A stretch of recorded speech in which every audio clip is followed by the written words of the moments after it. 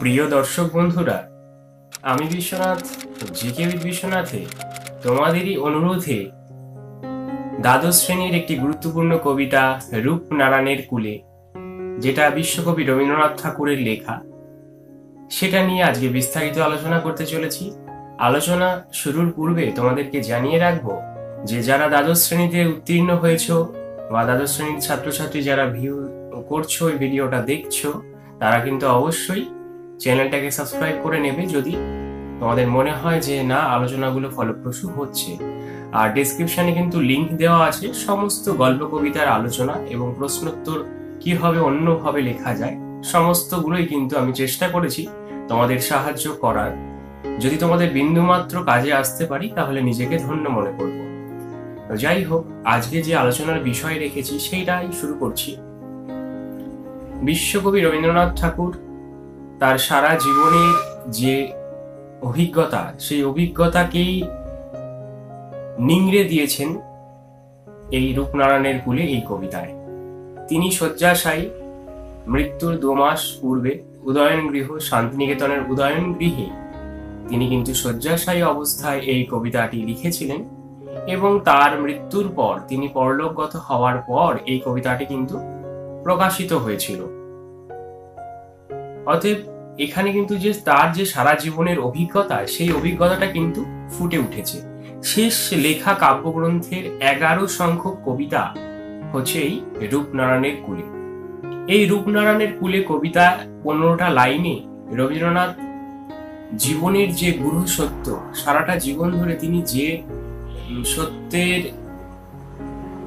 অর্জন করেছেন, নানা রকম মোহের মধ্যে থেকেও শেষমেশ তিনি যে সত্যে উন্নীত হতে পেরেছেন, সেই সত্যের খোঁজই আমাদেরকে দিয়েছেন, যাতে আমরা মিথ্যে প্রলোভনের মধ্যে না পড়ে আমাদের জীবনের যে চরম সত্য, যেখান থেকে যে সত্যের উপলব্ধি হলেই জীবনের চরম মোক্ষ লাভ করা যায়, জীবন মুক্তি সন্ধান জীবনে পাওয়া যায়, জীবনের মুক্তির খোঁজ আসতে পারে, সেই পথের হদিশ দিয়ে গেছেন তিনি তার লেখনীর মাধ্যমে। তাই সেই যে কবিতা, সেই কবিতার প্রত্যেকটা লাইন অনুসারে আজকে ব্যাখ্যা করার চেষ্টা করব। কোথাও যদি অনিচ্ছাকৃত ভুল হয় অবশ্যই তোমরা ক্ষমা করে দেবে যারা ভিউয়ার্স, যারা দেখছো, আর কোথাও ভুল হলে অবশ্যই ধরিয়ে দেবে কমেন্ট বক্সে। আচ্ছা, প্রত্যেকটা লাইনের ব্যাখ্যা আমরা করতে চলেছি। স্ক্রিনে দেখো কবিতার লাইনগুলো আমি তোমাদের জন্য দিয়ে দিয়েছি, তোমাদের সুবিধা হবে। এক একটা লাইন এখানে দেওয়া হচ্ছে এবং প্রত্যেকটা লাইনের প্রত্যেকটা শব্দের অক্ষরের ব্যাখ্যা করা হবে, প্রত্যেকটা শব্দের ব্যাখ্যা করার চেষ্টা করছি। তো দেখো স্ক্রিনে তোমরা দেখে নাও। রূপনারায়ণের কূলে জেগে উঠিলাম, জানিলাম এ জগৎ স্বপ্ন নয়। এই যে রূপনারায়ণের কূলে, এই যে কবিতাটা কথা এখানে শব্দের ব্যবহার করেছেন, এই রূপনারায়ণ কোন রূপনারায়ণ? আক্ষরিক অর্থে এটা হচ্ছে দক্ষিণবঙ্গের একটা নদী, কিন্তু এর কিন্তু একটা বৃহৎ অর্থ রয়েছে। এই রূপনারায়ণ কথার মাধ্যমে রূপকের আশ্রয়ে কবি বোঝাতে চাইছেন এই চিত্ররূপময় পৃথিবীর কথা। এই যে পৃথিবীর রূপ, রস, গন্ধ, বর্ণ নির্বিশেষে যে বিচিত্রের সমাহার আমাদের জন্য, আমরা জন্মের পরেই এই পৃথিবীর বুকে বিচরণ করছি, এই সমস্ত রূপ রসে ঘেরা পৃথিবীর কথা তিনি বলতে চেয়েছেন। দেখো, রূপনারায়ণের কূলে জেগে উঠিলাম, এবার বলছে জেগে ওঠার কথা বলছে। এটা কি ধরনের জেগে ওঠা? আমরা তো ঘুমানোর পরেও তো জেগে উঠি, প্রতিদিনই তো আমরা জেগে উঠছি। তাহলে এখানে রবীন্দ্রনাথ কেন বললেন জেগে ওঠার কথা? এবং সেই জেগে ওঠার প্রসঙ্গটা তিনি বলছেন কখন? না, জীবনের একদম শেষ পর্যায়ে এসে। তাহলে কিন্তু এটার মাহাত্ম্য একটু অন্যরকম, তাহলে সেটা আমরা জেনে নেব। এবং সেটা জানতে গেলে কবিতার পরের অংশটুকু আমাদের জানতে হবে। তাহলে রূপনারায়ণের কূলে অর্থাৎ চিত্ররূপময় কবি রবীন্দ্রনাথ এইখানে চিত্ররূপময় পৃথিবীর বুকে অর্থাৎ রূপরসে ভরা পৃথিবীর বুকে জেগে উঠেছেন। কিভাবে জেগে উঠছেন সেটা আমরা দেখব। তিনি জেগে উঠছেন, রক্তের অক্ষরে দেখিলাম আপনার রূপ। বলছে জানিলাম এ জগৎ স্বপ্ন নয়, তার আগের লাইনটা। এবং যখন জেগে উঠেছেন তখন বুঝতে পারছেন যে এই জগৎটা কিন্তু স্বপ্ন নয়, অর্থাৎ কল্পনায় এই জগৎ চলে না। এই জগৎ হচ্ছে বাস্তবের একদম কুঠারাঘাত করে আমাদের জীবনে। এই বাস্তবের যে কুঠারাঘাত, কঠোরতার মধ্যে দিয়ে, বন্ধুরতার মধ্যে দিয়ে আমাদেরকে রক্তক্ষয়ী সংগ্রামের মধ্যে দিয়ে আমাদেরকে এগোতে হয় এবং বাস্তব বোধ আমাদেরকে সব থেকে বড় শিক্ষা দিয়ে যায়। প্রথাগত যে বই পুস্তক পড়ে আমরা যতটা না শিখি, আমরা কিন্তু বাস্তবিকভাবে অর্থাৎ বাস্তবের বুকে ধাক্কা খেয়ে বেশি জ্ঞান অর্জন করি। সেটাই এখানে রবীন্দ্রনাথের জীবনেও ঘটেছে। তাই তিনি বলছেন যে জানিলাম এ জগৎ স্বপ্ন নয়, এ জগৎটা কোন রকম স্বপ্নের জায়গা নয়। বলছে রক্তের অক্ষরে দেখিলাম আপনার রূপ। রক্তক্ষয়ী সংগ্রামের মধ্যে দিয়ে এই একটা প্রত্যেকটা জীবনেই কিন্তু দেখো যে জন্ম মৃত্যু এই ব্যাপারগুলো থাকেই। প্রত্যেকের জীবনে কিন্তু কেউ আসছে কেউ যাচ্ছে, পিতৃমাতৃ বিয়োগ, বন্ধু বিয়োগ, ভাই বিয়োগ, এই যে ব্যাপারগুলো, আত্মীয় স্বজন বিয়োগ, এই পরপর যে বিয়োগের ব্যথা, এছাড়াও আমাদের একটা জীবনের জন্য যে জীবিকা নির্বাহ করতে হবে, আমাদেরকে একটা জায়গায় দাঁড়াতে হবে, সেই জন্য আমাদের প্রতিনিয়ত যে সংগ্রাম, এই যে তোমরা পড়াশোনা করছো কেন? কারণ নিজেকে একটা জায়গায় সুপ্রতিষ্ঠিত করা এবং জ্ঞানের পরিসরটা বাড়ানো, এই যে ব্যাপারগুলো প্রত্যেকটা জায়গায় কিন্তু সংগ্রাম। সেই যে সংগ্রাম, সেই সংগ্রামটা কিন্তু রক্তক্ষয়ী সংগ্রাম এবং সেটা চিরকাল চলে আসছে। এবং সেই যে সংগ্রাম, সেই সংগ্রাম থেকে মুক্তির পথের সন্ধান কিন্তু কবি এখানে দিতে চেয়েছেন। তাহলে দেখো আরেকবার তোমাদেরকে বলবো, রূপনারায়ণের কুলে থেকে এই যে দেখো আপনার রূপ, এইটুকু কিন্তু বললাম। পরের অংশ, চিনিলাম আপনারে আঘাতে আঘাতে বেদনায় বেদনায়, অর্থাৎ আঘাতের মাধ্যমে এবং বেদনার মাধ্যমে এই সমস্ত ঘটনা পরম্পরা ক্রমের মধ্যে দিয়ে তিনি কিন্তু নিজেকে খানিকটা হলেও চিনতে পেরেছেন। পুরোপুরি চিনতে পারেননি, খানিকটা হলেও চিনতে পেরেছেন। দেখো এইবার এর সারসংক্ষেপটা তোমাদেরকে একটু বলবো। দেখো কবি রবীন্দ্রনাথ এই কবিতায় জীবনের কঠিন অমোঘ সত্যকেই তুলে ধরতে চেয়েছেন। তার এই যে কাব্যগ্রন্থ, এই কাব্যগ্রন্থে রবীন্দ্রনাথ এই রূপরসে আলোকিত পৃথিবীর যে গূঢ় সত্য, নিজেকে চেনার পর্যায়ক্রম, বাস্তব যে কতটা কঠিন, সেই বিষয়গুলোকেই কিন্তু ঘুরিয়ে ফিরিয়ে বর্ণনা করেছেন, আমাদের সামনে তুলে ধরেছেন। এবার দেখো বিষয় ব্যাখ্যায় রূপনারায়ণের কুলে থেকে বেদনায় এই অবধি যে লাইনটা রয়েছে, সেইটুকু ব্যাখ্যা তোমাদের জন্য নিয়ে এসেছি। রূপনারায়ণ বলতে বোঝাচ্ছে রূপময় পৃথিবী। রূপময় পৃথিবীর বুকে জীবনের শেষ লগ্নে কে জেগে উঠেছে? না, কবি জেগে উঠেছেন। কবির চেতনা জেগে উঠেছে। কবি কিন্তু ঘুম থেকে রোজই ওঠেন, কিন্তু কবির যে চেতনা, যেটা মোহচ্ছন্ন হয়েছিল, যার ওপর পর্দা পড়েছিল, সেই পর্দার অবসান ঘটেছে। কিভাবে? বাস্তবের কুঠারাঘাতে। বাস্তবের কুঠারাঘাতে কবির প্রকৃত চেতনা, প্রকৃত সত্যের দ্বার উন্মোচিত হয়েছে। সেই কারণে কবি বলছেন যে রূপনারায়ণের কুলে জেগে উঠিলাম। এবং জেগে উঠে তিনি দেখলেন যে এই জগৎ স্বপ্ন নয়। আমরা যে কল্পনায়, রাত্রের যে কল্পনা, সেটা কি দিনের আলোয় সেই কল্পনার কোনো দাম থাকে? সেটার কিন্তু কোনো দাম থাকে না। সেই রকম তাই বলছে জগৎ স্বপ্ন নয়, জগৎটা একদম কঠোর বাস্তব। এখানে কিন্তু আমাদের নানা রকম আঘাতের মাধ্যমে, সংগ্রামের মাধ্যমে আমাদেরকে কিন্তু লড়াই করে বাঁচতে হয়, বন্ধুর পথে আমাদেরকে চলতে হয়। এবার বলছে এই জগৎ কোনো স্বপ্ন নয়, জীবন মানেই নিরন্তর সংগ্রাম। কাজেই আঘাত সেখানে অনিবার্য। সংগ্রামের কাহিনী যা নিজেকে চেনাতে সাহায্য করে দুঃখ কষ্টের মধ্য দিয়ে। সেইভাবেই কিন্তু তিনি রবীন্দ্রনাথ নিজেকে চিনেছেন এবং সেই চিনতে পেরেছেন বলে তিনি বলছেন যে আমি জেগে উঠলাম। পরের অংশে আমরা যাব, পরের লাইনগুলো একটু দেখে নাও। বলছে সত্য যে কঠিন, কঠিনেরে ভালোবাসিলাম, সে কখনো করে না বঞ্চনা। খুব গুরুত্বপূর্ণ অংশ কবিতার। দেখো আমাদের জীবনের পরম জিজ্ঞাসা কি? অথাত ব্রহ্ম জিজ্ঞাসা, অর্থাৎ জীবনের পরম জিজ্ঞাসা হচ্ছে যে আমি কে। প্রথম প্রশ্ন, আমি কে, কোথা থেকে এসেছি। এই যে ব্যাপারগুলো, এইগুলো যদি জানতে হয়, সেই জানার পথ হচ্ছে সত্যের পথ। সত্যের পথেই কিন্তু আমরা সেই প্রকৃত মোক্ষ লাভ করতে পারি, জীবনের যে প্রকৃত সুখ সেটা লাভ করতে পারি। সেটাই রবীন্দ্রনাথ কিন্তু এখানে বলতে চেয়েছেন বারবার। তো দেখো এবার একটুখানি তোমাদেরকে বলবো যে মানুষ, এই অংশে এটুকু তোমরা নিতে পারো, মানুষ সুখ খুঁজতে চায়, কিন্তু সেই সুখকে ধরতে গিয়ে, সুন্দরকে ধরতে গিয়ে গোলাপের তলায় লুকানো কণ্ঠকে রক্তাক্ত হতে হয় তাকে। আর এই বাস্তব অভিজ্ঞতার মধ্যে দিয়েই জীবনের সত্যতাকে পরখ করা যায়। দেখো, কোনো কিছু যদি তোমরা সহজেই পেয়ে যাও, তার কি কোনো দাম থাকে তোমাদের কাছে? যেটা তুমি সহজে পেয়ে গেলে, যেটা কষ্টার্জিত, সেটাই কিন্তু আসল।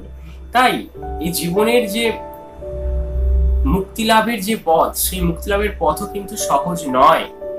এই যে খারাপ জিনিসগুলোর মধ্যে দিয়ে কবি কিন্তু শেষমেশ ভালো জিনিস, সত্যের পথ যেটা, সেই সত্যের পথে উপনীত হতে পেরেছেন। তাই সেই জন্যই কবি আমাদেরকে সেই পথটাই দেখাতে চেয়েছেন যে জীবনের যে পথ সেটা সত্যের পথ। সত্য যদি কঠিন হয়, বাস্তব যদি কঠিন হয়, তবুও তাকেই ভালোবাসতে হবে। তাই জন্যই তিনি বলেছেন যে সত্য সর্বদাই নির্মম বা কঠিন, কারণ তা সহজলভ্য নয়। কারণ সত্যের পথে থাকা, তোমরা তো জানো যে সত্যের পথে চলতে গেলে কিন্তু অনেক বিপদ আসে, কিন্তু আমাদেরকে যতটা সম্ভব সত্যের পথেই চলতে হবে। সে ধরা দেয় না, তাকে অর্জন করতে হয়। এত বঞ্চনার মধ্যে দিয়েও কবি সেই কঠিনকেই ভালোবেসেছেন, কারণ তিনি জানেন সত্য কখনো ঠকায় না। হয়তো তোমাদের মনে হতে পারে যে হ্যাঁ, সত্যের পথে চলে অনেক সময় অসুবিধা হচ্ছে, কিন্তু দেখো, তোমরা নিজেরাই নিজেদেরকে মনে করে দেখো যে কোনো সময় যদি তোমরা একটা মিথ্যার আশ্রয় নেও, তাহলে কিন্তু দেখবে তোমাদের মনের মধ্যে কিন্তু একটা সামান্য হলেও কিন্তু একটা বিবেক দংশন জেগে ওঠে, যেটা তোমরা হয়তো অবদমন করে ফেলো, ঢেকে ফেলো যে না ঠিক আছে, কি হয়েছে। কিন্তু সেটাই মিথ্যার আশ্রয় নিলে সেই যে একটা বেদনা, সেটা কিন্তু তোমাদের মধ্যে থাকবে। সেটা হয়, সেটাকে অবদমন করে আমাদের চলতে হয়, কেননা আমরা এই প্রাচুর্যের লোভে আমরা এখন অন্ধ, যে ঠিক আছে একটু ওইটুকু মিথ্যার আশ্রয় নিলে কি হবে। কিন্তু না, প্রকৃত পথ হচ্ছে সত্যের পথ। তুমি সহজ সরলভাবে চলে দেখবে জীবনে একটা আলাদাই শান্তি থাকে। সেই শান্তির কথাই এখানে রবীন্দ্রনাথ বারবার তুলে ধরেছেন। বলছেন যে সত্য কঠিন হলেও সেই কঠিনকেই ভালোবেসেছেন, সেই কঠিনকেই ভালোবাসার কথা বলছেন। তাহলে জীবনের পরম যে মুক্তির যে পরম পথ, মুক্তির যে পরম পথ, সেই পথে কিন্তু আমরা উপনীত হতে পারবো। কবিও সেইভাবেই উপনীত হয়েছেন জীবনের শেষ প্রান্তে এসে। এবং শেষের দিকে আমরা দেখে নেব লাইনগুলো। আমৃত্যু দুঃখের তপস্যা এ জীবন। আমৃত্যু দুঃখের তপস্যা, দেখো বলছি, দেখো আমাদের জীবনে, দেখো জন্মের পরে আমাদের তো, যার জন্ম আছে তার তো মৃত্যু আছে। তাহলে আমাদের কিন্তু একদিন না একদিন আমাদের এই দেহের কিন্তু মৃত্যু হবেই। তাই বলছে আমৃত্যু দুঃখের তপস্যা এ জীবন। যতদিন না আমাদের মৃত্যু হবে, ততদিন দুঃখের তপস্যা করতে হবে। দেখো, যে কোনো কিছু, ধরো তুমি যদি একটা কিছু কিনতে যাও, তাহলে তো তার একটা দাম দিতে হয় তোমাদের। তো সেই রকম এই মোক্ষ লাভ করতে গেলে আমাদেরকে তার দাম মেটাতে হবে কি দিয়ে? দুঃখ দিয়ে। মানে আমাদের এই যে জীবন, এই জীবনে কিন্তু অনেক দুঃখ আসবে।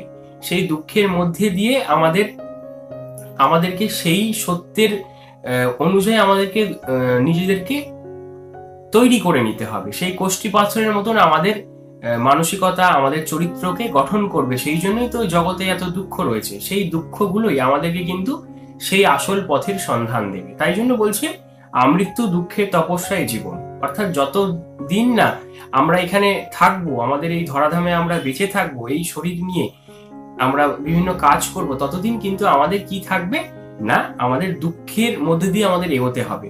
অর্থাৎ দুঃখের তপস্যা করতে হবে এই জীবন ব্যাপী। এবং সেই কথাই তিনি বলছেন। এবং শেষ দুটো লাইন, সত্যের দারুণ মূল্য লাভ করিবারে মৃত্যুতে সকল দেনা শোধ করে দিতে। এই যে তপস্যা দেখো, আগেকার দিনে কি বিভিন্ন রাক্ষসরা কি তপস্যা করতো কেন? ফল লাভের আশায়। তো সেই রকম আমাদের এই এক একটা জীবনে কিন্তু একটা তপস্যার মতন। তপস্যা কিন্তু ওই আসন করে গাছতলায় বসেই তপস্যা হয় না, সংসারে থেকেও তপস্যা হয়। তো সেই রকম এই যে দুঃখের মধ্যে আমরা যদি সত্যের পথে থাকি, তাহলে কিন্তু আমরা সেই প্রকৃত যে মুক্তি লাভ, সেই মোক্ষ লাভ কিন্তু আমরা করতে পারি। সে কথাই এখানে বলেছেন। এবং সেই দুটো লাইনের মানে একটু দেখে নাও। একদিন আমাদেরকেও মরতেই হবে, তাই আমাদের সত্যের পথেই চলা উচিত। সত্যের দারুণ মূল্য, সত্যের দারুণ মূল্য সমান সমান কি না, সত্যের দারুণ মূল্য দিয়ে মুক্তিকে পাওয়া যায়। তাই সত্যের দারুণ মূল্য মুক্তি, যেটা সেই মুক্তিকে পেতে গেলে, জীবনের সব ঋণ শোধ করতে গেলে একমাত্র পথ হচ্ছে সত্য। সত্যের পথেই আমরা কিন্তু সেই আমাদের যে কাঙ্ক্ষিত মোক্ষ লাভ, মুক্তি লাভ, সেই মুক্তি লাভ আমরা করতে পারি। তা কবি রবীন্দ্রনাথ, বিশ্বকবি রবীন্দ্রনাথ, বিশ্ব বরেণ্য রবীন্দ্রনাথ, আর কি বা উপমা দেব, সমস্ত উপমাই তার জন্য ছোট। সেই রবীন্দ্রনাথ তার ব্যক্তি জীবনের যে অভিজ্ঞতা, সেই অভিজ্ঞতা এবং শেষ শয্যায় একদম শেষ দিকে তিনি যে অনুভবগুলো করেছেন সেই অনুভবটাকে একদম তুলে ধরেছেন আমাদের জন্য। এই অনুভবটা যদি আমরা আরেকটু আগে আনতে পারি তাহলে কিন্তু আমাদের জীবন আরো সুখকর হতে পারে, সেই সত্যের সন্ধানটা আমরা আরো আগে পেতে পারি। যদিও এই যে অনুভব, এটা কিন্তু সবার নিজের থেকে যদি না হয়, এই অনুভবটা কাউকে করিয়ে দেওয়া যায় না। রবীন্দ্রনাথের জীবনের শেষ পর্যায়ে তিনি এই অনুভবটা করতে পেরেছেন, এবং আমরাও যাতে অন্তত পথটা তিনি দেখাতে চেয়েছেন যে সত্যের পথে চলতে, এই সত্যের পথে চলে আমরা যেন সেই অনুভবটায় আমরা তাড়াতাড়ি পৌঁছতে পারি, সেই পথের হদিশ রূপনারায়ণের কুলে কবিতায় তিনি দিতে চেয়েছেন। এই হচ্ছে সম্পূর্ণ ব্যাখ্যা। আর এরপর তোমাদের জন্য একটা গুরুত্বপূর্ণ খবর রয়েছে, খুবই একটা আনন্দের খবর। এই যে রূপনারায়ণের কুলে এই কবিতার মোটামুটি 8 থেকে 9টা প্রশ্ন হয় ঘুরিয়ে ফিরিয়ে, মানে লাইনগুলো থেকে যে টেক্সচুয়াল প্রশ্ন হয়। পরবর্তী ভিডিওয়ে 2-1 দিনের মধ্যে আমি তোমাদের জন্য নিয়ে আসবো মাত্র একটা প্রশ্ন উত্তর আর কি, একটা প্রশ্নের উত্তর, কিন্তু 9টা প্রশ্ন সেখানে থাকবে, একটা উত্তরেই 9টা প্রশ্ন কভার হবে। সেই রকম একটা লেখা তোমাদের জন্য আমি নিয়ে আসার চেষ্টা করছি। অবশ্যই তোমরা সেই ধরনের ভিডিও, এই ভিডিওগুলো দেখার জন্য জিকুইট বিশ্বনাথ বাংলা ইউটিউব চ্যানেলটিকে সাবস্ক্রাইব করে নিতে পারো, আর বন্ধুদের মধ্যে শেয়ার করতে ভুলো না। এই ধরনের ভিডিও এখন পরপর এই চ্যানেলে আসবে। আর বাংলা ছাড়াও ইতিহাস, ভূগোল, শিক্ষা বিজ্ঞান, পুষ্টি বিজ্ঞান, এই তারপরে পল সায়েন্স, এই সমস্ত বিষয়গুলো কিন্তু আমি চেষ্টা করব তোমাদের ভিডিও দেওয়ার। তো যাই হোক, তোমরা সবাই ভালো থাকবে।